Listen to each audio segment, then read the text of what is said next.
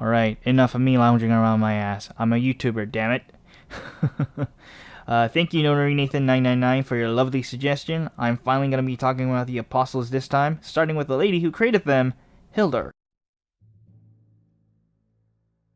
Before the events of the game, Hilder was a renowned scientist and mage in the planet of Terra. With this much status and power under her belt, you know where this is going. Blinded by her greed, she somehow got a hold of Carlos's fragment filled with evil juju. She then created 12 machine gods that eventually came together and bound each other's powers, and threw the entire world into chaos and endless wars, and fought the creator god himself, which led to the destruction of Terra, Carloso being scattered into the multiverse, and the machine gods dead. Not really, their souls get eventually reincarnated. But a small piece of Terra called New York City managed to escape the blast radius. This small floating rock wandered the vast void of space, latching onto different alien planets for... I don't know. But, as one could have guessed, this invited hostile alien forces that wanted to murder everything on sight and infighting for territory. This place was rife with them. Hooray! Plus, the exposure to space radiation mutated the remaining human race into demi-humans, elvish beings, and furries. Whoa! Mostly furries. I also want to question how the hell are they breathing in space in the first place, but I'll have to chalk it up to Hilder's magical bullshit. Anyways, Terra was renamed to Pandemonium due to the amount of endless cosmic nonsense happening throughout. Throughout many voyages, Hilder tirelessly dedicated herself to save Pandemonium, and it is here she discovered what's known as the Water of Life. Essentially, it's a miracle water that imbued her with eternal life. More pointless wandering later, when passing by a planet known as Grandblood, primitive giants started to jump on board and started wreaking havoc upon Pandemonium. It was at this very moment a being with infinite power appeared and laid waste to its invaders. His name was Cain the Fated. After seeing his immense powers, Hilder convinces him to stay, and after some negotiations, he does so. With Cain's help, Pandemonium was able to safely wander from planet to planet, and eventually drew the attention of other powerful aliens, with those being Prey of the Sky, Kasijas the Conqueror, Intangible Sirocco, Delezie of the Plagued, Flame Eater Anton, Gangling Lotus, Dragon King Bakal, and Luke the Constructor. All came over to Pandemonium with different goals in mind. Now then, with so many of them being powerful, it was natural to see who was the strong. Nobody could fuck with Cain. You'll get to hear why later. With the gathering of such beings including herself, she called them the Apostles. The Apostles that came on board were the reincarnations of the 12 machine gods that led to the destruction of Terra. She believed that the Apostles could help her save Pandemonium, but that was her own little la-la land. As they didn't care about saving shit. All they cared about was doing whatever they wanted, and disputes quickly rose within their ranks. And thus, yet again, putting Pandemonium in further jeopardy. Now thinking of what to do next, Hilder eventually comes across the Genesis prophecy. It is stated that in order to bring back Terra to its former glory, the Apostles must be destroyed, but they can't kill each other. Only a refined blade that overcame many trials and hardships can reach the hearts of the Apostles, and that in the end, a grand sacrifice must be made to renew the broken Terra once more. Like the madwoman she is, Hilder deciphers this knowledge into her own words and thus begins her plans to destroy the Apostles one by one. She teleports most of them into a little known peaceful planet known as Arad. This event is widely known to them as the Metastasis, where all sorts of otherworldly creatures ranging from ghosts and monsters becoming more violent start to happen out of nowhere according to most Aradians. Oh, and they learn of the Apostles and their existence. And it is here that our stories as adventurers begin. Now, some of the Apostles have very little stories to tell, but even with such little information, they're all interesting nevertheless.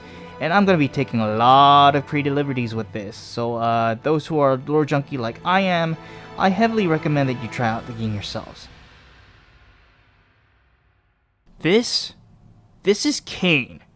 You do not ever fuck with Cain. He is the strongest apostle in the world of DFO. As previously stated, he is a being with infinite power. He is said to be indestructible. No weapon nor deceptions work against him, and is able to destroy everything that defies it. He is the Alpha and the Omega, the GOAT, the God amongst all living beings. Everyone, even the Apostles, fear him. Noteworthy feats include: Number 1. Fighting Prey for 5 days and nights, ending in a draw. Number 2. Kasijas duels with him, but realized that his skills and experience were meaningless against Cain and lost. And number 3. Bakal pissed his pants at the sight of him, picturing himself being torn to pieces in numerous ways and quickly lost. Cain cares not for domination nor expansion. He simply stands on top of it all. As quoted by many, He is death itself. Hailing from planet Tiberius, Prey was worshipped as a god amongst by all. He flew high and mighty, a powerful warrior loved by all, kind and just. He was the shining sun of his homeworld and had many followers, and for many years the sky and land was prosperous under his rule. That wasn't until one day black rain began to cover the entire planet. Prey-Isys immediately took to the sky and investigated the cause. He found pandemonium latched itself onto the planet's surface and also sensed a menacing presence along with it. From there, he said his goodbyes to his people and stated that if he does not return, consider him dead. When he entered the pandemonium, he met Cain, who he thought was the cause, and both fought for 5 days and nights. It was at this time pandemonium detached itself away from Tiberius. Fear and anxiety grew within Prey's followers, and many decided to chase after it. Most fell to their deaths, as they couldn't withstand the high altitude and the black rain piercing their skins. In the end, only a few handfuls managed to climb on board. Pandemonium eventually moved away, and those left behind felt abandoned by their god. Sheesh, talk about me.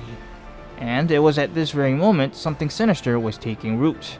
Now back to our murdering duo, the fight between the two came to a halt thanks to Hilder's intervention, and the big Chad bird resided inside an island for the time being, waiting for the time for it to go back home. Now remember that sinister energy that was taking hold in Tiberius? Well, as you saw, his name, or rather his entire being, Prey-Isys, is actually two split beings.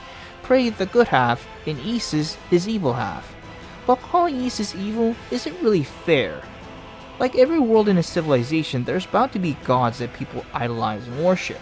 With Tiberius, the two once nurtured the entire planet as one, with Prey representing the morning sun, the robust daylight and life. Isys represented the evening moon, the quiet of night, and death.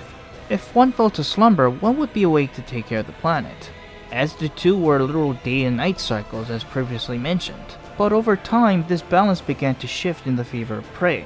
Due to this imbalance, Isys' influence greatly waned, being nearly forgotten by many.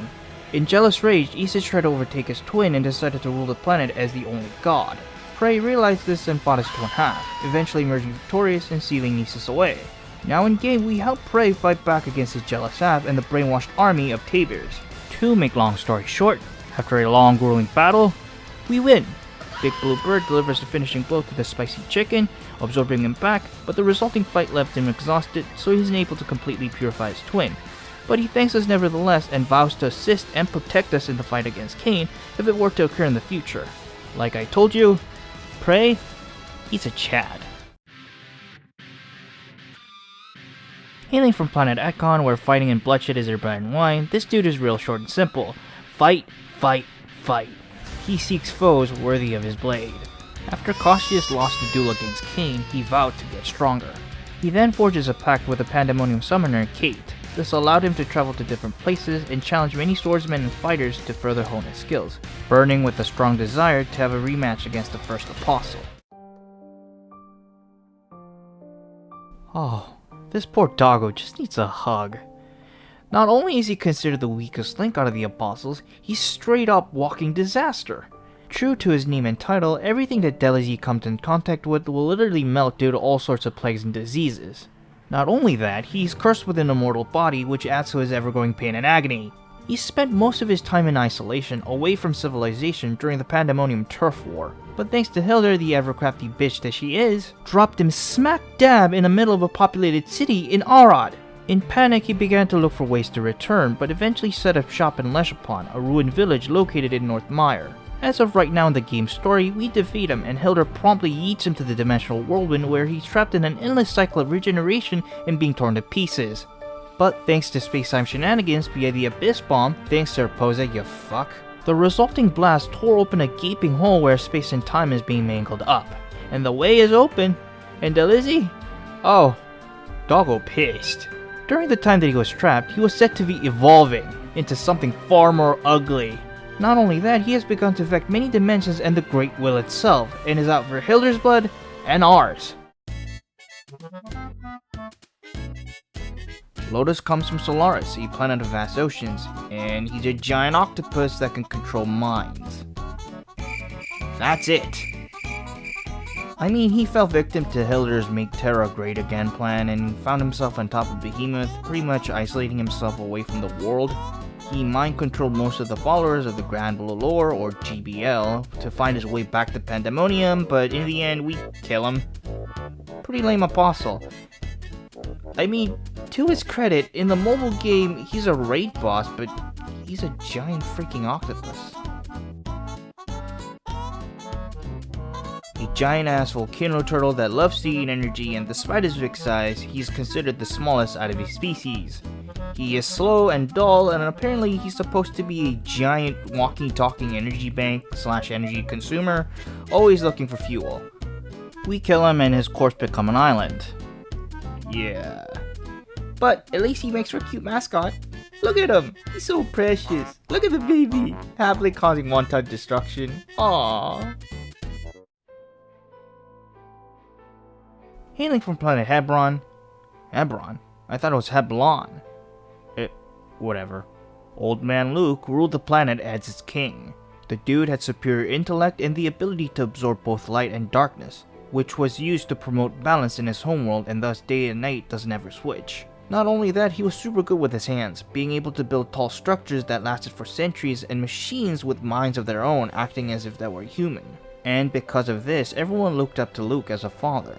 Besides his skills in architecture, what made him unique was his ability to prophesize, a hereditary gift among the royals of his people. Before coming to Pandemonium, Luke feared his mortality, concerned about his people after his passing, and grew more anxious as the days went by. When Hilder came over, she used this to her advantage and saw through everything that the old man was afraid of. But in actuality, Hilder was afraid of Luke. Since Luke had the ability to prophesize, she feared her plans would be exposed. Hilder offered Luke the water of life and further negotiated to come with her. The trap was set. When the Constructor arrived, he lost his powers due to the ever-present darkness and went from this to this, and also lost all his memories as a result. This psychotic bitch, I swear. But the old man didn't lose them building skills though, and build he did. So over time, as he was rebuilding the broken areas of Pandemonium, the lights came back on. And thus, the old man regained all his memories and also the nightmares that plagued him. In his nightmares, he saw his own death. Realizing that he's next on Hilder's chopping block, he does whatever he can to change fate and throw shit all over her plan. But in the end, it does not work out, and he perishes. Victim number 1 of Hilder and possessing a colossal hate boner against the bitch, Sirocco's origin was that of a sea drifting in space with an unimaginable hunger. All of her needs would be satisfied when she located the planet Zula Abaddon. She wasted no time and took root, drinking away the vast energy within, fully bloomed and ruled the entire planet. When Pandemonium latched on, Sirocco felt an immense energy from within and quickly hopped on board in search of it. When she arrived, however, the energy was nowhere to be seen. Just as Sirocco was about to return home empty-handed, she encounters Hilder, and she questions her if there was something that she was looking for. Sirocco spat back, saying there was no reason to stay. Just then, she felt the energy again, and this time she ran across the entirety of the small space rock, but her search once again was for naught. Hilder once again appears before her, and it finally dawned on Sirocco that she had been sought out from the start. So in the end, with reluctance, she sets her roots down in Pandemonium, spending her days observing what little electricity that generated throughout, thinking only of the immense energy that led her here from the start. Now some time passes, and Hilder cryptically tells Sirocco that she must prepare to depart. A flash of light began to engulf her. The metastasis had begun. In her desperate attempt, Sirocco began to resist, but it was no use. But right before disappearing completely, she catches a glimpse of the Genesis prophecy and what Hilder planned to do. Now enraged, Sirocco would make Hilder pay. Now when she arrived in Ara, Sirocco found herself in an underground cave located deep within Ground Forest known as the Screaming Cavern. This cut her off from the vital energy source she needed to survive and had to rely on the unfortunate souls who entered deep within for sustenance. But this did very little to quell her hunger and was soon driven insane, which fueled her anger towards the wretch that sent her there. With so many people that went missing, or rather dead, the Empire stepped in to investigate the matter. The investigation team consisted of various large groups, with key individuals such as the 4 Blade Masters, those being Von Volstead, another sick fuck who I'll touch up in the near future, Siron, Bwanga, Aganzo, and his lover who was dying from the Kazan syndrome, Roxy, the Elven Swordswoman. As the investigation continued on, the group eventually encountered the Apostle, but they couldn't hold a candle to her despite giving it all they had. In an act of desperation, Roxy decides to undo her shackles and fully succumbs to the Kazan syndrome and defeats Sirocco in order to protect her lover, losing her life as a result. The apostle, witnessing her struggle, mirrored that of her own, and as an act of pity, she absorbs the dying elven warrior, thus preventing the destruction of her true body. But this action caused glitches throughout many dimensions and timelines, and Roxy's entire being was wiped away from everyone's memory. And so, it has been documented that the 4 Blade Masters came together and destroyed the Apostle. Following Sirocco's destruction, many remnants of her spirit scattered all throughout Arad. The 7 largest ones containing her memories and powers were absorbed by 7 individuals who later formed an organization called the Grimseekers. The lesser spirits containing only her powers were absorbed by many young boys who were taken in as slaves by the Empire itself. These boys would later be known as the Demonic Lancers, or better known by their nickname, the Sons of Sirocco. As the 7 key members of the Grimseekers gathered together, they began to go over the memories contained within, Pandemonium, the Apostles, and the truth of Hilder's plan. The 7 members planned to protect the Apostles at all costs to prevent the Day of Reckoning. But even with knowledge and power, they had their limits. It wasn't until a young woman by the name of Azila Lot came to their aid. Not only did she know about Hilder and her grand plan, but she also came up with countermeasures to cockblock the bitch.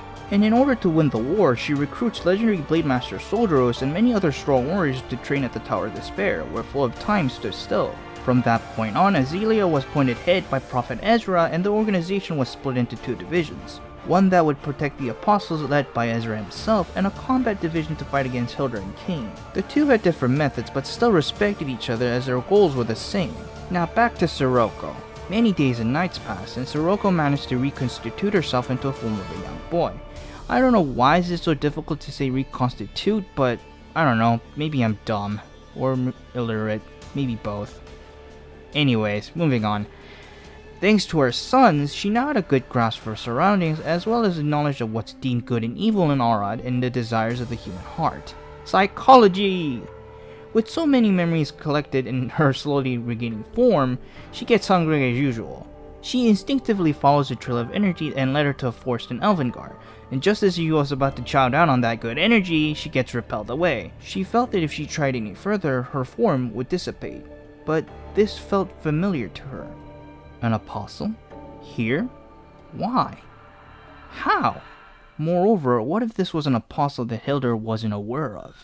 Or maybe she doesn't know. This single nugget of truth would be Sirocco's revenge to throw the biggest middle finger worthy of a monkey wrench to Hilder's so-called great plan. And so she delivers this revelation to the 7 leaders of the Grimseekers to protect the one that resides in Grand Flores. Sirocco's will was the cornerstone to the organization's beliefs, and this mission became their prayer. Just by protecting only the one, it'll deliver us from extinction. So do not fear the death of the apostles, for when we have met our fate, the one apostle will appear before us. But to make long story short, this eventually blows up in their faces as Soryun, one of the combat members, kills Mirage, the one in charge of guarding the apostle in Elvengard, and kills Azelia simply because she didn't like her methods. Jesus!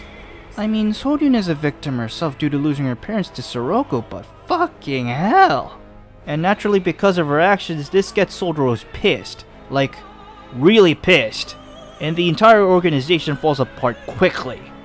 Oh, and Soryun? Yeah, she's on the run and wanted dead by the other members and fucking losing her marbles due to her inability to control the power she got from eating Mirage. Yeah, Soryun has this thing where when she eats her enemies, she could use their power against other people. Yeah. Oh, and yeah, we put her out of her misery.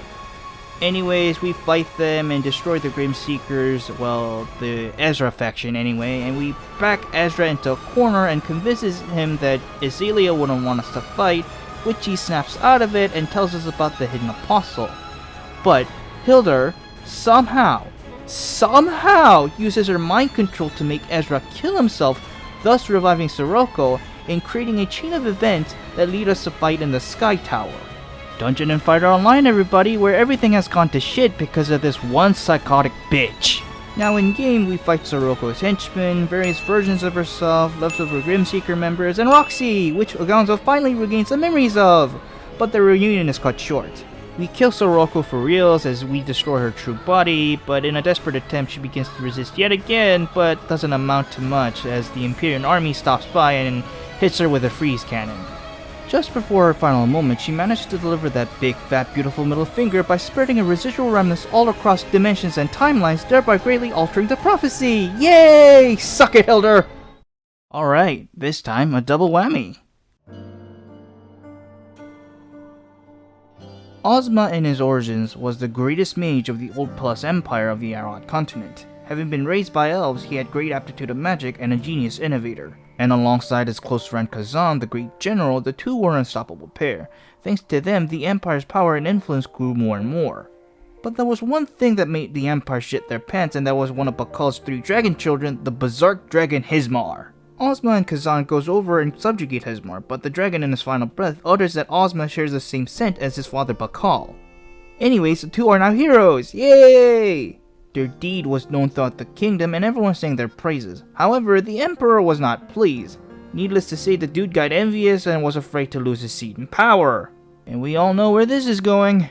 Yep, he devises a plan to frame both Ozma and Kazan for treason, which they fall for, and they're promptly dragged to an underground dungeon where Ozma had his 2 eyes ripped out, Kazan had his family killed, and cut off both of his tendons from his arms. And if that wasn't enough, it gets worse. Everyone, meet Liz, Ozma's lover and fiancé, who was forced to be Empress concubine after Ozma's imprisonment. That's right, folks. Ozma got cucked. Now falling into despair, Ozma gets a visit from who else? Hilder, disguised as a Reaper, makes an offer with him to unlock his true potential. He rejects this at first, but when you lose the love of your life to an ugly bastard, this pushes him over the edge and accepts.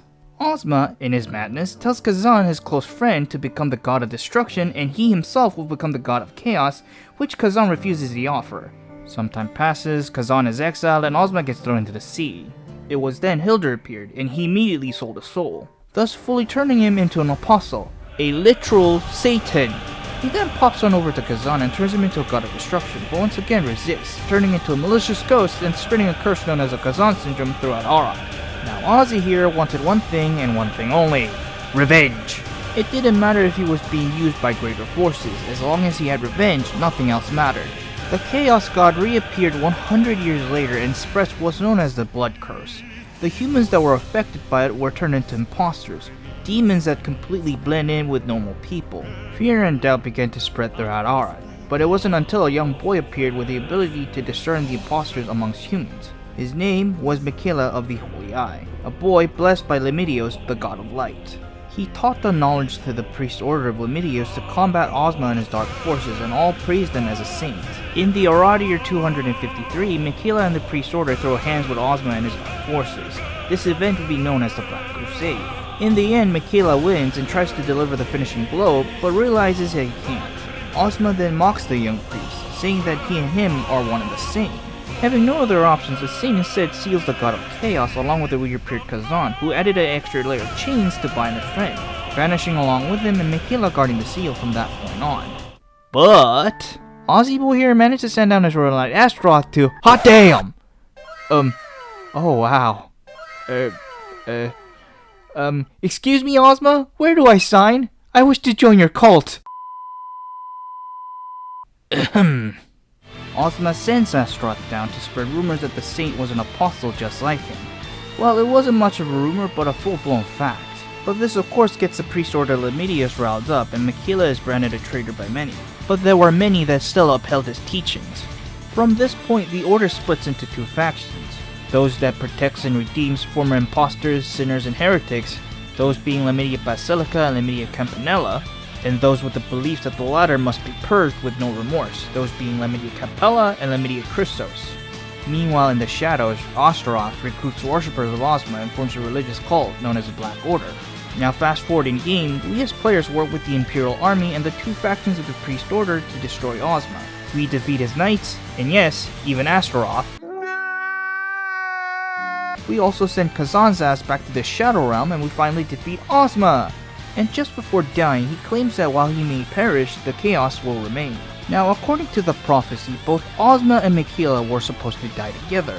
However, thanks to Sirocco's interference, Michaela is able to avoid this fate, and absorbs the chaos left by Ozma in an attempt to purify because he saw his alternate self do it in plain Angelica. But he fails to do so and ventures out into the lands unknown to fulfill his promise to her.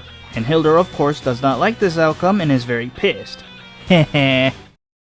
Alright, last one. let's push on through, shall we?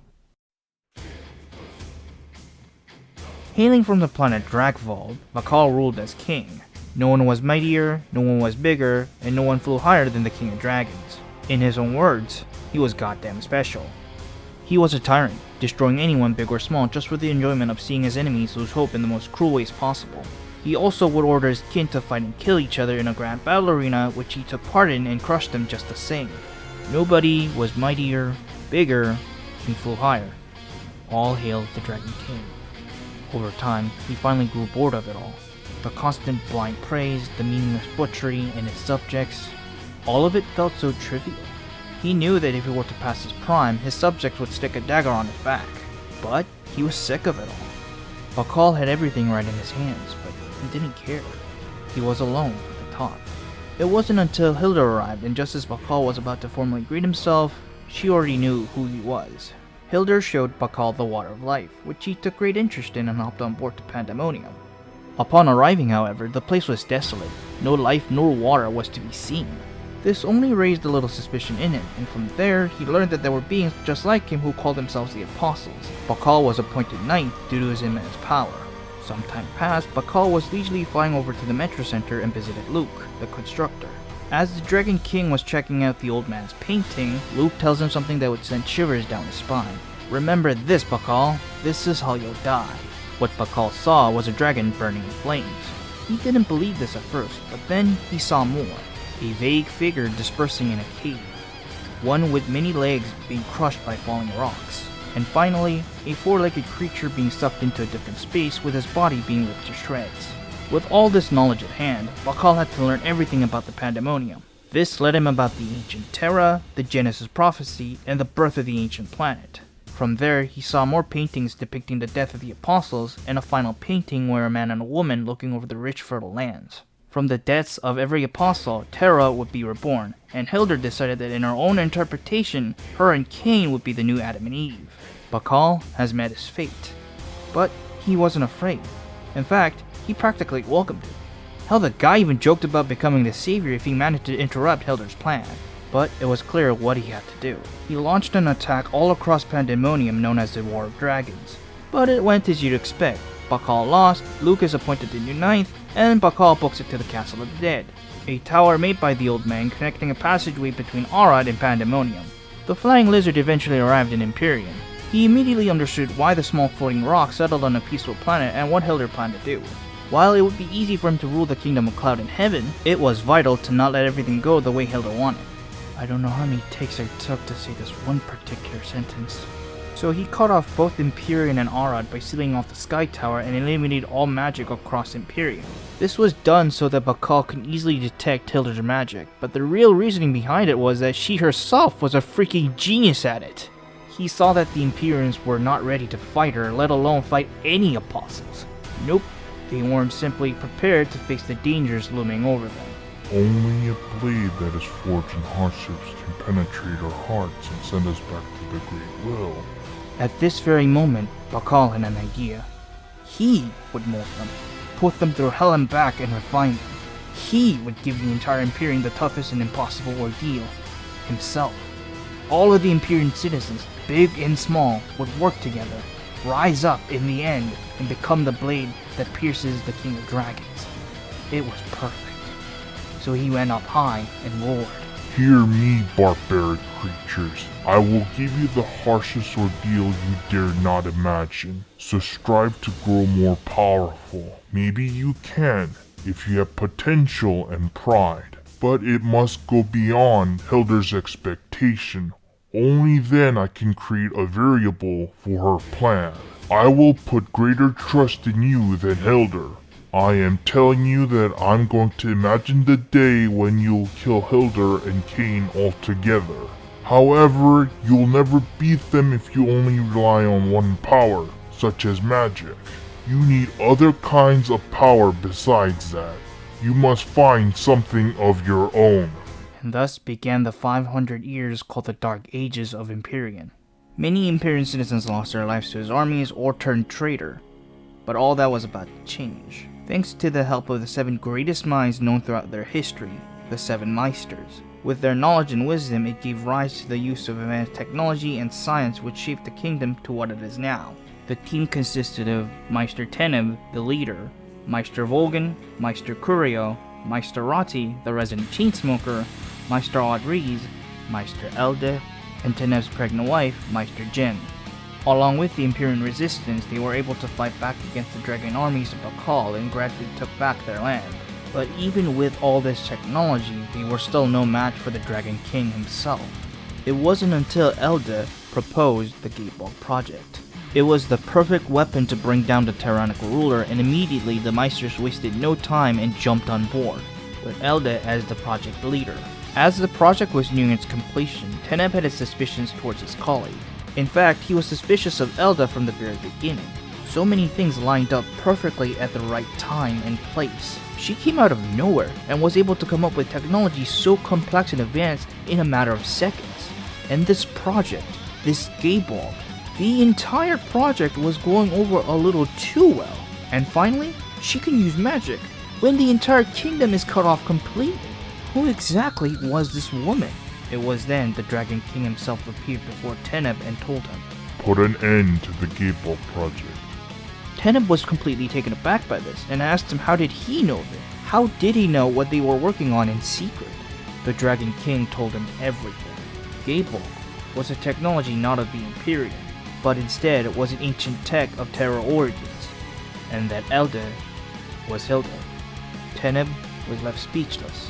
Bakal then continued on, saying that the reason why he did all this, why he ruled over the Imperium with such tyranny all these years, was to simply strengthen it. Teneb couldn't believe what he was hearing. His kingdom's greatest enemy, the Dragon King, was helping the Imperium all along? Bakal wanted to die at the hands of the Imperium, not with this toy that Hilder devised on a silver platter. The machine that they built with blood, sweat, and tears meant nothing. The 7 Meisters became nothing more than a tool for Hilder to use. Bakal asks Teneb once again to stop the Gatebolg project, and with a heavy heart, he accepts, even if it meant betrayal. Teneb requests that Jan, his pregnant wife, and Curio be spared. Bakal agrees. And so, Gatebolg was destroyed. Teneb was branded a traitor of the Imperium. Volgan fought against the onslaught of the dragon army invading the lab, and died bravely. Rati dies of shock after learning of their leader's betrayal. Jen ends her own life shortly after giving birth, and when it was all said and done, Teneb ends his own life. The child of Jen and Teneb was taken in by Curio. He and Audriz was all that remained, but this would not be the end. Many years passed since then, and the kingdom of Cloud and Heaven came together as one and finally brought down the tyrannical Dragon King, surpassing all of Bakal's expectations and ordeal. The people of Imperium took back their kingdom. When Bakal fell, the resulting energy split the land and became what it is today in game. I know there's a lot of information that I'm skimming over, but this video will go on for too long. Please forgive me. All in all, Bakal in the end became somewhat of an unsung hero. He indeed steeled both Arad and Imperium by giving them the harshest ordeal so unimaginable, and that in the end, both came out stronger for it. Now, currently in the game's story, because of Sirocco's remnants scattered throughout past, present, and future, the flow of time has begun to distort. To fix all of this, us the players travel back in time with the help of Michaela Curio, a descendant of Meister Curio, Siron of the 4 Blade Masters, Iris Fortune Singer, a young mage who was once unfortunately Hilder's puppet, and Tomboy Becky, a young homunculus who Luke stole to further his plans against Hilder, but couldn't do it in the end because of paternal instincts and a lot of guilt. And our first stop is Nemenlos, Empyrean 700 years ago from the past where Bakal still reigned king. Now to wrap things all up, Hilder's ultimate goal is to bring back Terra as a way of atoning for what she did. In order to do so, she plans to destroy her fellow apostles to piece it back together. We, the players, become her tool, the refined blades that can pierce their hearts. With each trial and tribulation, she indeed makes us stronger, but just weak enough to not reach both her and Cain. To her eyes, that's a big no-no, because Hilder decided that she would be Eve to Cain's Adam. God, this canker sore in my mouth is making it difficult to talk. It hurts. But as prepared as she is, there's one major flaw to her plan. Thanks to Yangar, Soldiros, and the Delezie lot, we are able to push past our limits, and finally reach our pinnacle, the Neo Awakening. We are now set to be ludicrously strong, so much so that we may reach the realms of the gods. And we also reached heights so unimaginable that we are able to surpass everybody in the world. We have now become the completed blade that can put an end to Hilder and Cain. At this point, we've become the variable to that masked bitch's plan.